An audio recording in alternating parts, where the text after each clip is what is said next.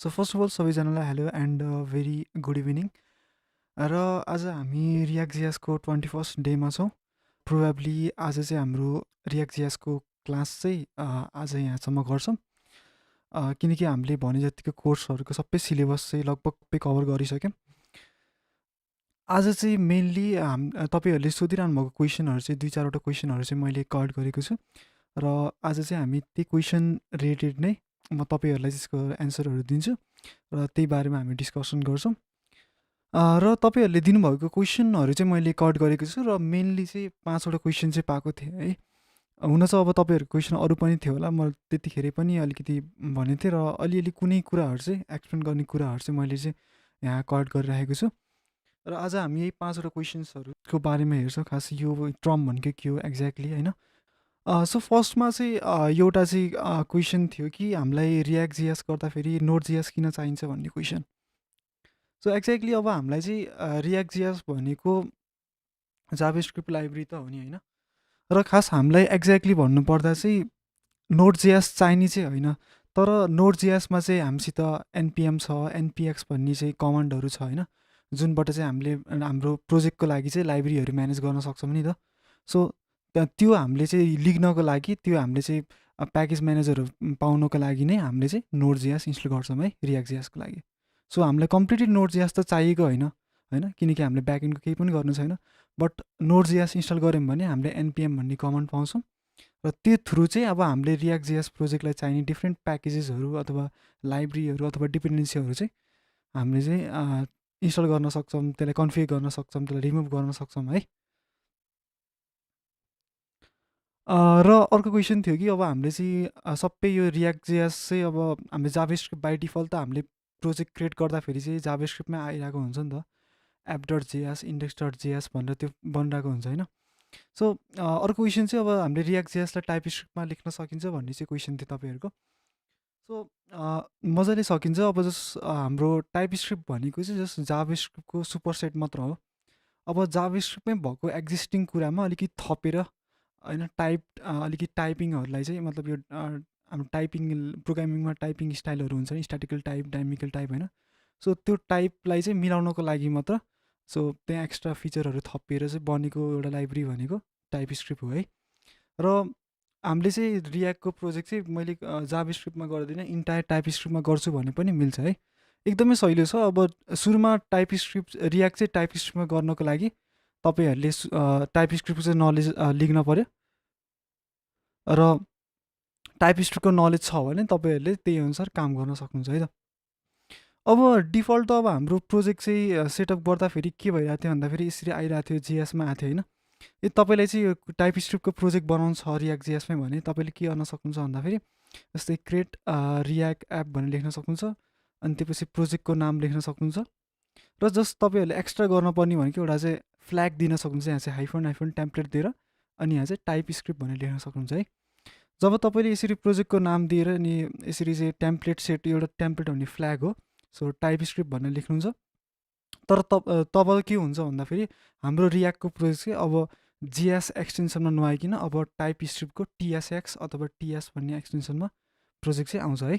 So तपाईँले यसलाई command run गरेर पनि हेर्न सक्नुहुन्छ र इन्टायर तपाईँको प्रोजेक्ट चाहिँ अब टाइप स्क्रिप्टमा पनि गर्न सक्नुहुन्छ है त। अब मोस्टली चाहिँ अब तपाईँहरूले अब लार्जर प्रोजेक्ट गर्दै हुनुहुन्छ भने टाइप स्क्रिप्ट गर्दाखेरि टाइप स्क्रिप्टमा गर्दाखेरि एकदमै सेफ हुन्छ, किनकि जति धेरै हाम्रो कोडहरू चाहिँ कम्प्लेक्स भयो, जति धेरै डेटाहरू अथवा अब्जेक्ट्सहरू भ्याल्युहरू इन्टरकनेक्टेड भयो होइन डिफ्रेन्ट कम्पोनेन्ट्सहरूमा, तब हामीले चाहिँ केही बग आएको, इरर आएको, सो त्यस्तो केसेसहरू अफन भेट्न सक्छौँ कि सो टाइप नमिलेको कारणले होइन। सो त्यो कुराहरू अभोइड गर्नको लागि सो तपाईँहरूले आफ्नो इन्टायर रियाक्ट प्रोजेक्ट चाहिँ टाइप स्क्रिप्टमा पनि गर्न सक्नुहुन्छ है त। सो यहाँ चाहिँ प्रोजेक्ट नेममा हेर्ने भने अलिक केही पनि छैन, जस्तै चाहिँ कि ओके। सो यहाँ चाहिँ प्रोजेक्ट नेममा चाहिँ अब यो प्रोजेक्ट नेममा चाहिँ मैले प्रोजेक्ट चाहिँ इन्स्टल गरेको छु र यो प्रोजेक्टमा हेर्ने भने अब यसको सोर्समा हेर्नुभयो भने अब हामीलाई सबै टिएसएक्समा आएको छ है हाम्रो प्रोजेक्ट चाहिँ। भित्र त्यो जिएसएक्स भनेको त त्यही नै छ, तर हाम्रो यो चाहिँ एपको फर्मेट चाहिँ टिएसएक्स टाइप स्क्रिप्टको एक्सटेन्सनमा आएको छ है। सो यहाँ पनि टिएसएक्स भनेर आएको छ र त्यही अनुसार अब हामीले टाइप स्क्रिप्टको कोड राखेर चाहिँ मजाले रियाक्ट जिएस पुरै हामीले टाइप स्क्रिप्टमा काम गर्न सक्छौँ।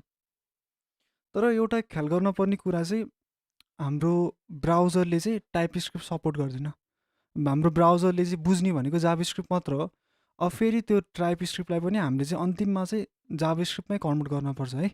सो त्यसलाई चाहिँ हामीले चाहिँ त्यहाँ कमान्डबाट नै वाच लगाएर गर्न मिल्छ, अथवा टाइपस्क्रिप्ट कम्पाइलर टिएससी भन्ने कमान्ड युज गरेर पनि हाम्रो टाइपस्क्रिप्ट फाइललाई जाभास्क्रिप्टमा कन्भर्ट गर्न सकिन्छ है। सो यसको एन्सर चाहिँ मजाले मिल्छ है। रियाक्ट.जेएस हामीले पुरै टाइपस्क्रिप्टमा पनि गर्न मिल्छ। बाई डिफल्ट हाम्रो जाभास्क्रिप्टमा आइरहेको हुन्छ। अनि अर्को क्वेसन थियो तपाईँहरूको चाहिँ, अब हामीले चाहिँ रियाक्ट.जेएस चाहिँ फ्रन्ट एन्ड हो भनेर गऱ्यौँ नि त। फ्रन्ट एन्डकै राउटिङहरू गऱ्यौँ, स्टेट म्यानेजमेन्टहरू गऱ्यौँ होइन, त्यहाँदेखि डेटाहरू फेच गर्ने कामहरू गऱ्यौँ। सो सबै यो चाहिँ हामीले चाहिँ रियाक्ट.जेएस एज अ फ्रन्ट एन्ड भनेर बुझ्यौँ, र फ्रन्ट एन्ड नै पनि हो होइन, फ्रन्ट एन्ड ल्याङ्ग्वेज पनि हो। र रियाक्ट.जेएसलाई ब्याक एन्डसित कसरी कनेक्ट गर्न सकिन्छ भन्ने एउटा क्वेसन थियो तपाईँहरूको। र त्यो चाहिँ कसरी गर्न सकिन्छ भन्दाखेरि, अब हामीले चाहिँ एउटा चाहिँ एपिआईको हेल्प लिन्छौँ। सो हामीले के गर्छौँ भन्दाखेरि जस्ट ब्याकएन्ड बनाउँछौँ होइन, र ब्याकएन्ड बनाएर चाहिँ त्यो ब्याकएन्ड अब डेटाबेससित कनेक्ट हुनसक्छ, अथवा कि त्यसमा चाहिँ रेडिस पनि क्यासिङको लागि केही राख्न सकेको हुनसक्छ होइन। सो डिफ्रेन्ट कुरा हुनसक्छ ब्याकएन्डमा। बट अब मेनली अब ब्याकएन्डसित इन्टरेक्ट गर्ने भनेको हाम्रो इन पोइन्ट भनेको युआरएल भनेको चाहिँ एपिआईहरू हो है। सो एपिआई भनेको जस्ट एउटा युआरएल मात्र हो। त्यसमा चाहिँ अब हामीले के गर्न सक्छौँ भन्दाखेरि रियाक्टलाई चाहिँ ब्याकएन्डसित कनेक्ट गराउनको लागि जस्ट हामीले रियाक्टमा अथवा अगाडि फ्रन्ट एन्डमा भ्यू युज गर्दैछौँ भने, अथवा एङ्गुलर युज गर्दैछौँ भने, अथवा भनिला जाभास्क्रिप्ट नै, प्योर जाभास्क्रिप्ट नै युज गर्दैछौँ भने हामीले फ्रन्ट एन्डमा चाहिँ डिफ्रेन्ट अब फेज पनि युज गर्न सक्यो होइन। फेज युज गर्न सक्यो, अथवा एक्जियोस भन्ने लाइब्रेरी युज गर्न सक्यो। सो त्यो लाइब्रेरी युज गरेर चाहिँ हामीले चाहिँ त्यो एपिआईको इन पोइन्टमा हिट गर्छौँ, र हिट गरेर त्यही अनुसार चाहिँ हामीले चाहिँ ब्याकएन्डसित इन्टरेक्ट गर्छौँ है। मैले जे काम गर्न पऱ्यो नि, मैले अब एपिआईको हेल्प लिएर चाहिँ यहाँ काम गर्छु। कहिले कहिले तपाईँहरूले चाहिँ यहाँ चाहिँ एपिआईको सट्टामा ग्राफक्युएल युज गरेको पनि देख्न सक्नुहुन्छ है। अब खास ग्राफक्युएलले के गरिदिन्छ भन्दाखेरि त्यो एपिआईको खास प्रब्लमहरू हुन्छ कि, जस्तै ओभर फेचिङ, अन्डर फेचिङको प्रब्लमहरू हुन्छ होइन, त्यसलाई सल्भ गर्छ। ग्राफक्युएलले क्यासिङको पनि काम गरिदिरहेको हुन्छ होइन। सो कहिले कहिले एपिआईको सट्टामा तपाईँले ग्राफक्युएल पनि देख्न सक्नुहुन्छ। सो बेसिकल्ली मैले भन्न खोजेको कुरा चाहिँ के हो भन्दाखेरि, फ्रन्ट एन्ड जहिले पनि ब्याक एन्डसित केही कनेक्ट गर्न छ, इन्टरेक्ट गर्न छ भने एउटा हामीले इन पोइन्टमा चाहिँ रिक्वेस्ट पठाउँछौँ। त्यो इन पोइन्टमा चाहिँ हामीले त ब्याक एन्डमा चाहिँ त्यसको लागि राउट राखिरहेको हुन्छौँ, अथवा कि लिङ्क राखिरहेको हुन्छौँ। त्यही अनुसार चाहिँ भित्र चाहिँ यहाँ काम गर्छौँ है त। सो कनेक्ट गर्ने काम चाहिँ हाम्रो एपिआईको हुन्छ।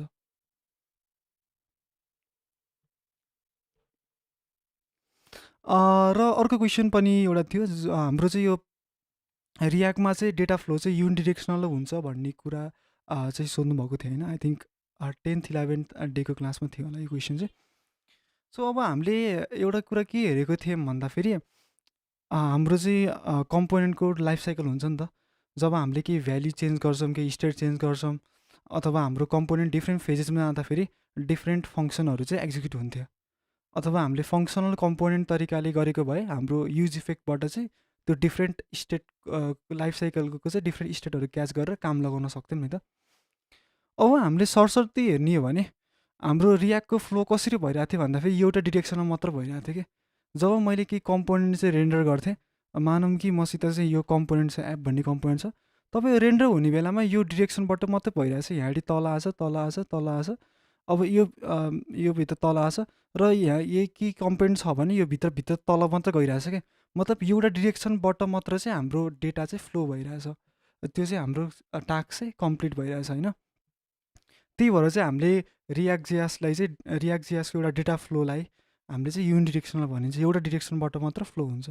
कहिले पनि मैले यहाँ कम्पोनेन्ट बनाएको छु, यहाँ कम्पोनेन्ट छ भने यो कम्पोनेन्ट सकेर फेरि माथि जाने चाहिँ हुन्न है। सो मैले यहाँ कम्पोनेन्ट बनाएँ, यो सुरुमा एक्जिक्युट भएर अब माथिको यस्तो एक्जिक्युट हुने चाहिँ यस्तो हुँदैन। अब तपाईँले हेर्नुभयो भने यो डायग्राममा हेर्नुभयो भने जस्तै यहाँ एउटा आर्टिकल छ, रियाक्टमा चाहिँ यो चाहिँ युनिडिरेक्सनल कसरी हुन्छ भन्ने टेक्निक देखाएको छ। अब खास युनिडिरेक्सनल भनेको युनि भनेको वान भयो होला, डिरेक्सन भनेको त्यो डिरेक्सनमा। सो एउटा डिरेक्सनमा मात्र डेटा फ्लो हुने भने होइन। सो अब रियाक्टमा कस्तो हुन्छ भन्दाखेरि त्यो प्यारेन्ट कम्पोनेन्टको भित्रभित्र चाइल्डमा जान्छ, बट यो चाइल्ड चाहिँ योसित प्यारेन्टसित फेरि माथि रिक्वेस्ट गर्न सक्दैन है। यो दुइटा यदि गर्न सकेको भए यो बाइ डिरेक्सनल हुन्थ्यो, जुन चाहिँ हाम्रो एङ्गुलरमा छ। तर हाम्रो यो रियाक्ट जिएसमा चाहिँ जस्ट युनिडिरेक्सनल डेटा फ्लो मात्र हुन्छ है। सो प्यारेन्टबाट चाइल्डमा जाँदाखेरि अब यसको पनि आफ्नै फाइदा हुन्छ, आफ्नै बेफाइदा पनि हुन्छ है। अब फाइदा हेर्ने हो भने अब हामीलाई चाहिँ एउटा राम्रो कन्ट्रोल पाइन्छ। किनकि राम्रो कन्ट्रोल किन पाइन्छ भन्दाखेरि अब हाम्रो डेटा चाहिँ सिक्वेन्समा यो माथिबाट तल मात्र जान्छ नि त। सो ब्याक एन्ड फोर्थ हुन्न नि त होइन। सो त्यसले गर्दाखेरि चाहिँ हामीले चाहिँ अब यो केसमा चाहिँ डिबगिङ गर्दाखेरि चाहिँ यो प्रब्लमहरू चाहिँ अब मजाले चाहिँ सर्ट आउट गर्न सकिन्छ है। सो त्यस्तो धेरै कम्प्लेक्स कुरा हुन्न, किनकि जस्तो एउटा फ्लोमा गइरहेछ, यदि त्यो पर्टिकुलर कम्पोनेन्टको त्यो पर्टिकुलर सेक्सनमा जाँदा कि इरर आएछ भने त्यहीँ मात्र हुने भयो कि। यदि हाम्रो अब बाइ डिरेक्सनल गएको भए सो यो तल आउँदाखेरि यो नि माथि जान सक्थ्यो नि त त्यसको डेटा फ्लो। सो बिचको दुइटै एकैचोटि आउन सक्थ्यो नि त यसमा इरर आएको भए। तर हाम्रो सिङ्गल युनिडिरेक्सनमा चाहिँ त्यो प्रब्लम चाहिँ भएन, हामीलाई त्यो एडभान्टेज भयो है। सो त्यो पनि भइहाल्यो, साथसाथै इफिसियन्ट पनि भइहाल्यो, किनकि ब्याक एन्ड फोर्थ गर्न परेको छैन, जस्ट एउटा फ्लोमा मात्र हाम्रो काम भइरहेछ। सो त्यसले गर्दाखेरि चाहिँ एक्स्ट्रा रिसोर्सेस लिने भएन, एक्स्ट्रा मेमोरी लिने भएन, पर्फर्मेन्स पनि राम्रो हुनुभयो, किनकि फेरि चाइल्डले पनि फेरि माथि प्यारेन्टमा गएर इन्ट्रेक्ट गर्ने भएन नि त। सो एउटै फ्लोमा सबै काम सकिने भयो है त।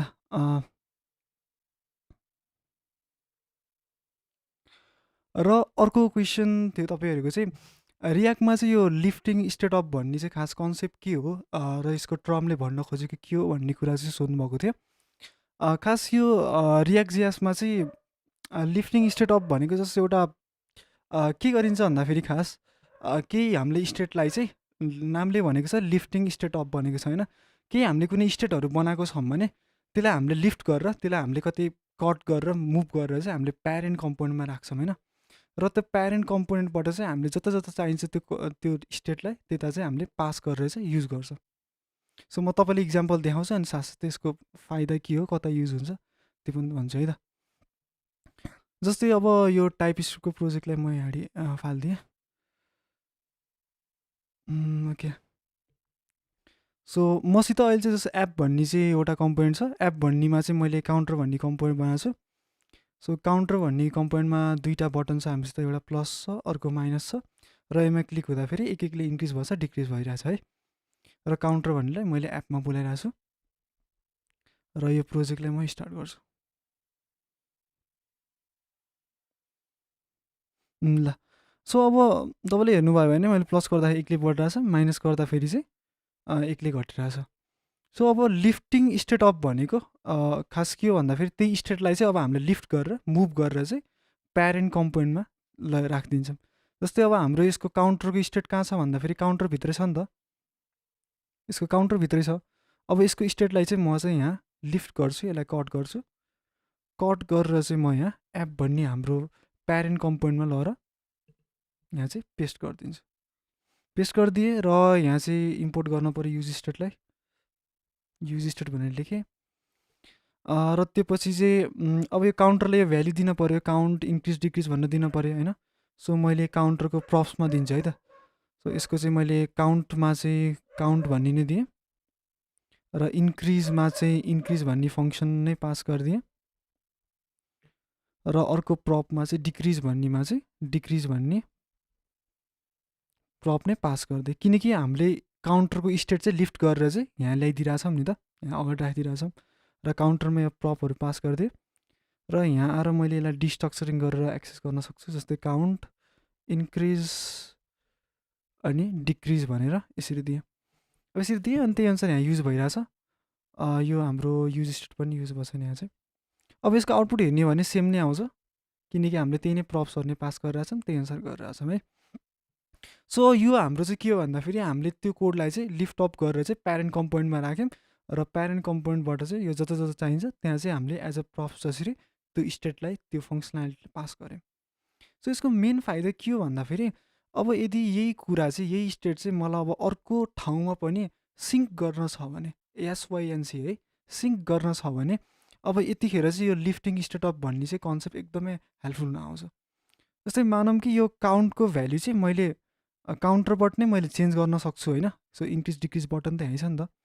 तर यसको चेन्ज गरेको भ्याल्यु चाहिँ मलाई अर्को कम्पोनेन्टमा पनि युज गर्न छ भने चाहिँ अब मैले योलाई चाहिँ लिफ्ट अफ गरेर यहाँ राख्दिएँ, प्यारेन्टमा राख्दिएँ र मानौँ कि मसित यहाँ चाहिँ काउन्टर टु डट जिएस भन्ने अर्को कम्पोनेन्ट छ र यहाँ चाहिँ मलाई त्यो काउन्टको भ्याल्यु युज गर्न मन लाग्यो, सो मैले काउन्ट भनेर दिएँ। सो अब युज गर्न मन लाग्यो भने अब हाम्रो चेन्ज गर्ने त काउन्टर डट जिएसबाट हो। अब चेन्ज गरेर हाम्रो स्टेट त यहीँ एप भन्नेमै आउँछ नि त, किनकि हाम्रो युज स्टेट त यहीँ छ। सो अब यसको भ्यालुलाई मैले काउन्टर टूमा पनि पास गरेर युज गर्न सक्छु। सो काउन्टर टू लेखेँ र काउन्टर टूमा काउन्ट भन्ने नै मैले त्यही भ्यालु नै पठाइदिएँ र यहाँ चाहिँ एज अ प्रफ जसरी लेख्छु र काउन्टर टूमा मैले काउन्ट पास गरिरहेको छु। अब हेर्नु है त, म रिफ्रेस गरेँ। सो यो हाम्रो यति कम्पोनेन्ट भनेको त काउन्टरको हो। सो मैले प्लस अट्ठाउँदाखेरि दुइटैकै भ्यालु एकैचोटि सिङ्क भइरहेछ। फेरि प्लस अट्ठाएँ, फेरि दुइटैकै भ्यालु एकैचोटि सिङ्क भइरहेछ। सो प्लस अट्ठाएँ माइनस अट्ठाएँ, त्यही अनुसार यो सिङ्क भइरहेछ। सो यदि हामीले कुनै स्टेट चाहिँ अरू कम्पोनेन्टमा पनि सेयर गर्नु छ र त्यही अनुसारको डेटाहरू सिङ्क गर्न छ भने हामीले चाहिँ के गर्न सक्छौँ भन्दाखेरि त्यो स्टेटलाई चाहिँ लिफ्ट अप गरेर यो प्यारेन्टमा चाहिँ राख्न सक्छौँ र प्यारेन्टबाट चाहिँ एज अ प्रफ जसरी यहाँ सेयर गर्न मिल्छ है। अब यो त सिम्पल कुरा भयो। यदि अब हामीले धेरै यस्तै स्टेटहरू चाहिँ गर्न छ भने हामीले युज कन्टेक्स्ट हुक पनि युज गरेर आएको थियौँ नि। सो तपाईँहरूले अलिक अझ ठुलो भ्याल्यु छ, डेटा छ भने युज कन्टेक्स्ट पनि युज गर्न सक्नुहुन्छ। र होइन मलाई जस्ट पर्टिकुलर कुनै कम्पोनेन्टमा यसरी भ्याल्यु मात्र राख्न छ भने चाहिँ तपाईँहरूले यो स्टेटलाई चाहिँ लिफ्ट अप गर्न सक्नुहुन्छ र त्यही अनुसार यसलाई काम लगाउन सक्नुहुन्छ है त। यो बुझ्नुभयो यसको कन्सेप्ट चाहिँ, लिफ्टिङ स्टेट अप भन्ने।